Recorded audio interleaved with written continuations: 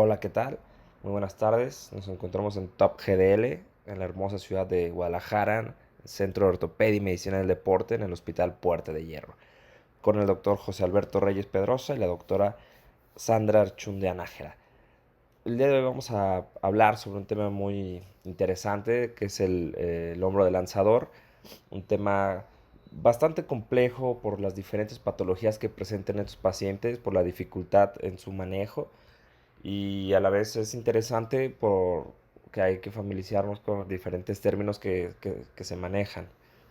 Bueno, los principales objetivos de esta plática es que nosotros podamos entender, conocer cuáles son los principales mecanismos de lesión del hombro de lanzador, cuáles son los cambios adaptativos que estos pacientes presentan, algunas pistas para el diagnóstico, para hacer una adecuada evaluación de tus pacientes, saber qué patologías presentan y hablar un poco sobre el tratamiento de estos pacientes.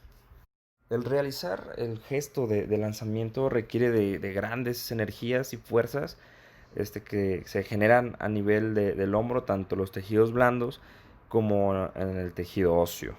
Y hay diferentes deportes que presentan este tipo de acción, como es el cricket, el badminton, voleibol, lanzamientos olímpicos. Principalmente el tenis y el béisbol es donde más se ha realizado este tipo de estudios referentes al hombro de lanzador, ya que estos dos deportes permiten el mejor análisis y conocimiento más completo de la mecánica de lanzamiento, esta información que puede luego aplicarse en otros lanzamientos. Para empezar, hay que tener bien en claro lo que es la paradoja del lanzador. Para poder generar el gesto de lanzamiento se requiere de componentes de laxitud, cambios adaptativos, digamos, fisiológicos y unos estabilizadores, y que estos tres se equilibren para poder soportar las grandes cargas mecánicas que genera esta acción. Los pacientes lanzadores pueden generar velocidades angulares hasta de 7000 grados por segundo, que comparado con la rueda de un carro más o menos es a una velocidad de unos 90 kilómetros por hora. Pueden generar fuerzas de traslación anterior de 310 newtons, fuerzas de compresión posterior-inferiores de 1090 newtons, fuerzas de distracción en la fase de desaceleración de 710 newtons. Otra parte muy importante es entender la biomecánica de lanzamiento. El tener este conocimiento nos es fundamental para el diagnóstico y el manejo de estos pacientes. Y también una parte muy importante nos va a reducir el riesgo de lesión en estos pacientes. Y bueno, el impulso de lanzamiento y sus características biomecánicas se dividen en 6 fases, que es la toma de impulso, el preparado inicial, preparado tardío, aceleración, desaceleración y el movimiento complementario o de continuación. En la transición entre la fase de preparación final y la fase de aceleración es el punto crítico en la que la gran mayoría de estos pacientes presentan las lesiones, ya que hay un cambio de contracciones de concéntricas a excéntricas. Vamos a pasarnos directamente a la fase 2 porque la fase 1 no hay una gran actividad de la musculatura del hombro. En esta fase 2 inicia con la elevación y rotación externa de nuestro brazo dominante, y esto es gracias a la alta actividad de músculo supraespinoso, el trapecio y el serrato anterior. Estos dos últimos nos van a ayudar a estabilizar la posición correcta de la escápula. Esta fase termina cuando el pie delantero toca el suelo. En la siguiente fase, en la fase 3, en la medida que el cuerpo se mueve rápidamente hacia adelante, el hombro hace una elevación y rotación externa máxima, y en esta fase es cuando se genera la energía cinética gracias a la rápida rotación de la pelvis y de la cintura escapular. Esta termina con la abducción y rotación máxima. En la fase 4, en la fase de aceleración, que es una de las fases donde más se presentan lesiones en los pacientes, ya que esta comienza con el movimiento de mayor rotación externa y finaliza con la liberación de la bola. En esta fase es donde se alcanza la mayor velocidad angular del hombro, y para lograr estabilizar la cabeza humeral y posicionar la escápula de forma óptima es de vital importancia la musculatura rotadora interior del hombro. En la fase 5 y 6, que inicia con la liberación de la bola y seguimiento que termina con la rotación interna máxima, estas fases su propósito es promover la seguridad del hombro, disipando el exceso de energía que no fue transferida a la bola. Y en estas fases la mayor actividad muscular es en la parte posterior del hombro, evitando así en la fase de seguimiento las grandes tensiones excéntricas que pueden ser de hasta 108% del peso corporal del paciente. Y bueno, en estos pacientes, cuando se ha sometido al hombro durante muchos años, constantemente, a grandes cargas de trabajo, a estas sobrecargas de trabajo mecánico, pues necesariamente va a presentar una serie de adaptaciones y en todos los niveles, a nivel óseo, cápsulo ligamentario y muscular. El muscular, pues es más evidente verlo al comparar el brazo lanzador dominante, como es casi al doble de tamaño que el contralateral. Y a nivel óseo también, por ejemplo, pasan una serie de cambios de adaptaciones como son el aumento de la retroversión de la cabeza humeral. Bueno, en general es de todo del eje humeral en comparación con el eje epicondilio. A nivel de la glenoides, pues presentamos una retroversión y también hay un aumento de la densidad mineral ósea en estos pacientes. Y de hecho, el que estos pacientes puedan generar estas grandes cantidades de energía y de fuerzas gracias a los cambios adaptativos que presentan, principalmente el aumento de la retroversión numeral, que esto va a generar un aumento de la rotación externa.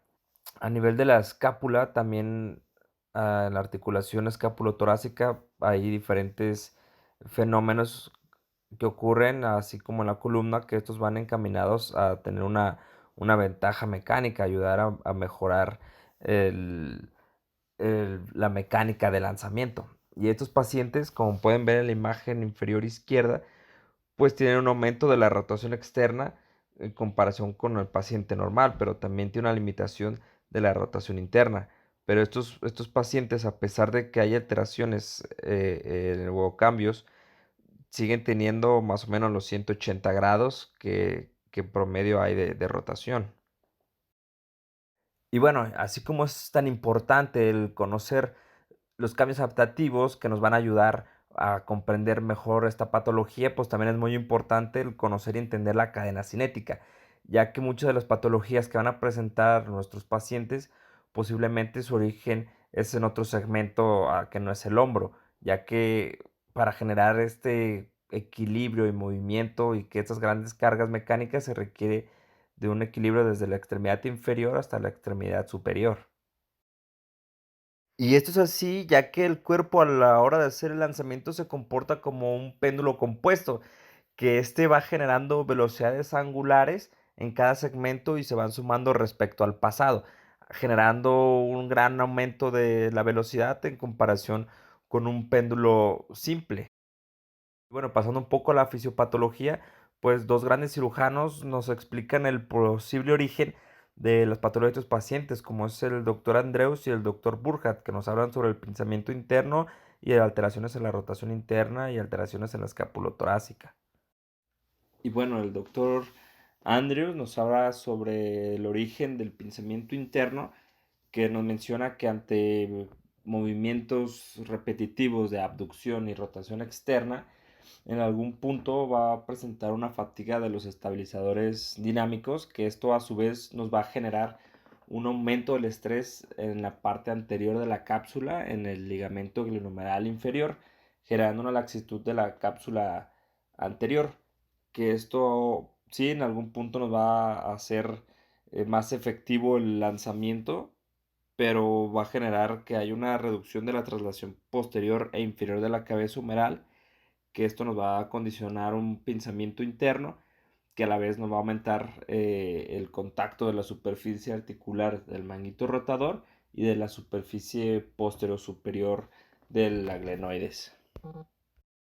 Y el doctor Burkhardt también nos habla que ante movimientos repetitivos de abducción y rotación externa, probablemente por un origen cicatrizal, por microtraumatismos, va a presentar una retracción de la cápsula posterior, generando una traslación superior de la cabeza humeral. que esto a su vez nos va a generar un estrés torsional de la inserción del tendón largo del bíceps y que por un mecanismo de peel back el paciente puede presentar una lesión labral, una lesión de SLAP. Comúnmente estos pacientes presentan una SLAP tipo 2, generando una pseudoluxación y presentando un GIR. Y una deficiencia de la rotación interna glenohumeral, por sus siglas en inglés denominado GIR, pues es como su nombre lo dice, es una pérdida de la rotación interna, pero esto va a afectar a la rotación total del rango de movilidad. Los pacientes normalmente tienen sus 180 grados, sí, con su rotación externa aumentada y disminución de la rotación interna, pero en un caso normal mantiene los 180 grados. En un caso de un GIT de su rotación total, hay una pérdida de 25 grados o más. También se presentan alteraciones a nivel de la escápula, alteraciones en su movilidad en la articulación escapulotorácica, presentando malposiciones escapulares, hay una prominencia del borde medial, hay presencia de dolor en la coracoides y hay movimientos alterados de la escápula. Estos pacientes presentan alteraciones en la musculatura periescapular que nos dan estos movimientos alterados, y estos son los que hay que buscar en la exploración física. Hay tres niveles que hay que valorar. El nivel inferior hay que valorar el desplazamiento lateral de la escápula y hay que valorar la abducción. Y hay tres tipos de escápulas que se pueden presentar. La tipo 1, que hay la prominencia es a nivel del borde inferomedial, el tipo 2 que es a nivel medial y la tipo 3 que es en la parte superomedial. Y estos nos pueden dirigir hacia un tratamiento. En la tipo 1 y la tipo 2 van a presentar lesiones labrales y en la tipo 3 nos van a hablar sobre una lesión a nivel del manguito rotador. Y otro concepto que tenemos que tener muy en claro es la microinestabilidad, que estos pacientes sí no presentan como tal una luxación, pero sí van a tener datos de microinestabilidad, que esto va a alterar la cadena cinética, nos va a dar una biomecánica alterada, va a generar microtraumatismos, generando una contractura de la cápsula posterior, que esto nos va a causar una inestabilidad, nos va a causar subluxaciones, pinzamientos internos, rotura del manguito rotador tipo pasta, lesiones de SLAP y nos puede provocar también lesiones neurológicas. Y en esta imagen nos demuestran la gran importancia que es el conocer y entender la biomecánica y cinética del lanzamiento, ya que dependiendo en qué fase nuestro paciente presente sintomatología, pues va a ser en la probable patología que va a presentar. Si es en la fase de preparado inicial, en la parte anterior, pues nos hace pensar más en una estabilidad anterior. En cambio, si es en la parte posterior, nos va a hacer pensar en un pinzamiento interno. Y si es en la fase de aceleración y desaceleración, pues vamos a pensar más en un tipo de slap. Una vez visto todos estos diferentes conceptos que se manejan para valorar a deportistas, especialmente a los de élite, pues hay diferentes implicaciones para realizar una buena exploración, las cuales son valorar la cadena cinética. Con esta nos podemos apoyar con algún entrenador del paciente o simplemente valorarlo en consultorio. Hay que valorar arcos de movilidad. Hay que realizar mediciones dinamométricas, ya que estas nos pueden dar alguna alteración si presenta debilidad a nivel de los estabilizadores del hombro. Hay que valorar signos de microinestabilidad, signos de pinzamiento interno, alteración en la parte posterior del hombro. Hay que ver si presenta alteraciones de la movilidad en la articulación escapulotorácica y también es muy importante valorar neuropatías, principalmente del nervio supraescapular, que es lo que más presentan estos pacientes. Y es muy importante también valorar los criterios de hiperlaxitud, ya que estos pacientes no solo el hecho de decir eres hiperlaxo y se acabó, no hay ningún problema, no. Estos pacientes, gracias a estas características, pues tienen mayor riesgo de presentar alguna lesión. Así que no hay que dejar de lado estos datos, ya que son bastante importantes. Una vez hecha nuestra exploración física, nos pasamos a realizar una evaluación radiográfica y para estos pacientes hay que pedir el protocolo completo de radiografías, radiografías AP, de radiografía Y de escápula, radiografía de West Point, radiografía de Stryker y la verdad es que la gran mayoría de nuestras radiografías pueden ser normales, hablando en el caso de un pinzamiento interno, pero hay pacientes que pueden mostrar ciertos hallazgos radiográficos, como pueden ser la lesión de Bennett, que es una exostosis en el borde glenoideo posterior inferior, pueden presentar alteraciones en la tuberosidad mayor como esclerosis, pueden presentar también una esclerosis en la cortical de la cabeza humeral posterior. Posterior a nuestra evaluación radiográfica, pues sabemos que nuestro pilar en este tipo de lesiones es la resonancia magnética, ya que esta tiene una alta sensibilidad en patologías capsulares, patologías a nivel del labrum y del manguito rotador. Pero es muy importante que nosotros al valorar estas imágenes tengamos bien en cuenta cuáles son los cambios adaptativos que podemos presentar en estos pacientes. Como podemos ver en la imagen, una alteración a nivel de la glenoides. Y bueno, aquí tenemos algunos de los ejemplos de las diferentes patologías que presentan estos pacientes, como puede ser alteración a nivel de la cápsula posterior, vemos un acortamiento y engrosamiento de esta, presencia de quistes a nivel de la cabeza humeral, una lesión de tipo SLAP, que en los cortes coronales es muy valorable, pero para ver realmente su desplazamiento hay que valorarlos en los cortes axiales. Un corte que nos va a ayudar mucho son los cortes oblicuos para poder valorar las lesiones tipo SLAP. Este cuadro se me hace muy padre, me gustó mucho porque nos va dividiendo, dependiendo de la lesión, el probable mecanismo y las imágenes que nosotros vamos a encontrar y las que vamos a buscar. En el caso de un GIR, pues vamos a ir buscando una alteración en la cápsula posterior, un engrosamiento y cortamiento y así. Entonces, si le pueden tomar una imagen, esto les va a ayudar mucho. Y bueno, una vez que nosotros tengamos nuestra historia clínica, una buena exploración, nuestras imágenes, en el caso del pensamiento interno, podemos utilizar la clasificación clínica de Jobs, que nos da tres etapas, en la que la etapa uno es un paciente que solo tiene rigidez de su hombro y que necesita un tiempo más de calentamiento, pero no presenta ningún dolor ni alteración con su actividad de la vida diaria.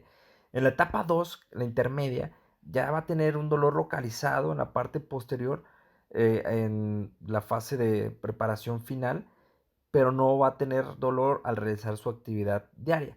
Y en la fase 3, que es muy parecida a la fase 2, la diferencia es que después de que al paciente se le mandó durante un tiempo en reposo y rehabilitación, continuó con sus molestias. Y entonces nosotros, una vez que pongamos a nuestro paciente en las diferentes etapas, pues nos va a dar una guía hacia el tratamiento. En los pacientes de la etapa uno pues es un tratamiento más conservador. En el caso de la tipo 3 pues es más dirigido a un tratamiento ya quirúrgico. Y bueno, los pacientes lo podemos dividir en tres grupos dependiendo de la lesión que tengan. En el grupo uno la SLAP o tipo pasta. En el grupo 2 los pacientes con SLAP con un componente agregado de inestabilidad. Y en los pacientes 3 solamente pacientes que presenten inestabilidad, ya sea anterior, posterior o multidireccional. Esto nos va a ayudar a guiar nuestro tratamiento.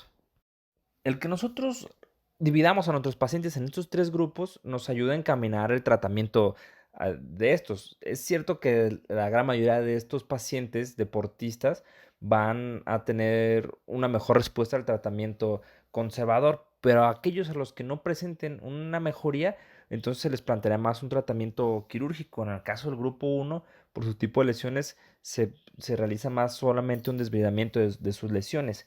En el caso del grupo 2 que sean lesiones más inestables de SLAP, pues ya se le realizaría una cirugía de reparación de esta. Y si después de la reparación continúa con datos de inestabilidad, pues entonces ya pensaríamos en una cirugía de Bankart o una aplicatura de la cápsula anterior. Y en el grupo 3 estos pacientes hay que primero tenerlos en un equilibrio muscular y posteriormente ya se pensaría en realizar una cirugía tipo Bankart o una aplicatura de la cápsula. A grandes rasgos, el tratamiento no quirúrgico está basado en un reposo de la actividad de lanzamiento, estiramiento de la cápsula posterior, fortalecimiento de la musculatura, tanto de los estabilizadores dinámicos del hombro como los músculos periescapulares. En estos pacientes siempre es la primera línea de tratamiento, sí, y la gran mayoría mejoran con el tratamiento, pero aquellos en los que después de un periodo prolongado de terapia física no presentan mejoría, pues estaríamos forzados a valorar un tratamiento quirúrgico. Como vimos anteriormente, dependiendo de la lesión que tenga nuestro paciente, nosotros vamos a ver los diferentes tratamientos quirúrgicos. En el caso de las lesiones de SLAP tipo 2 o las lesiones de pasta, pensamos más en solo realizar un desbridamiento. En el caso que presenten inestabilidades del labro o desgarros más del 50%, pensamos en una reparación del manguito rotador. Y en el caso de los pacientes que solo presentan inestabilidades, pues pensamos más en realizar una cirugía de Bankart o aplicaturas de la cápsula. Hablando del tratamiento, los expertos en el manejo de estos pacientes nos dan diferentes tips. Y sí es muy cierto que la gran mayoría de estos pacientes van a presentar tendinopatías del supraespinoso, pero realmente esta no es su lesión primaria. Probablemente lo que provocó esta lesión es una inestabilidad de la parte anterior del hombro. Y es que el problema con estos pacientes es que como ellos no presentan una luxación como tal, sino solo datos de microinestabilidad, pues sus lesiones son muy sutiles. A la hora que entramos a la hora que se entra con el artroscopio, su lesión no es muy evidente, como podemos ver en la imagen inferior derecha. Y también hay que evitar el reparar los cambios adaptativos que ya tiene este paciente, como en el caso de la reparación de las lesiones de SLAP. Hay que evitar el dejar tan tenso la inserción del tendón, ya que pues uno de los cambios adaptativos es que este presente una cierta laxitud. Y nosotros al dejarlo muy tenso, pues evitaremos que este paciente pueda regresar a su nivel de competencia antes de lesionarse. Y hay que también evitar el colocar anclas en la parte anterior. También mencionan que hay que evitar lesionar más la cápsula anterior si que este paciente ya presenta. Entonces hay que evitar hacer varios portales en la parte anterior de la cápsula y solo tratar de tener un solo portal de trabajo en esta área. Tenemos aquí un artículo que nos habla sobre el retorno de los pacientes manejados con artroscopía, con una reparación de SLAP, en el que incluyen a 34 estudios con un total de 944 pacientes, que eso nos lo dividen en dos grupos: los pacientes que pertenecen a la posición de lanzadores y a los que no pertenecen a la posición de lanzadores. Estos artículos están hechos basados en deporte de béisbol, donde vemos que los lanzadores tienen una tasa no mayor al 58% que regresen a su nivel de competencia anterior. Y en el caso de los no lanzadores, presentan una tasa más alta de recuperación del 87%. Sin embargo, a pesar de que estos últimos tienen una mejor tasa, el grupo de los lanzadores nos deja claro que a pesar de que hay un aumento, una mejoría en el manejo y tratamiento de estos pacientes, aún no se cuenta con los resultados que desearíamos tener. Esto sería todo de mi parte. Muchas gracias por su atención. Si tienen alguna duda, déjenos en los comentarios. Esperemos podamos responderlos y síganos en nuestras redes sociales de Top GDL.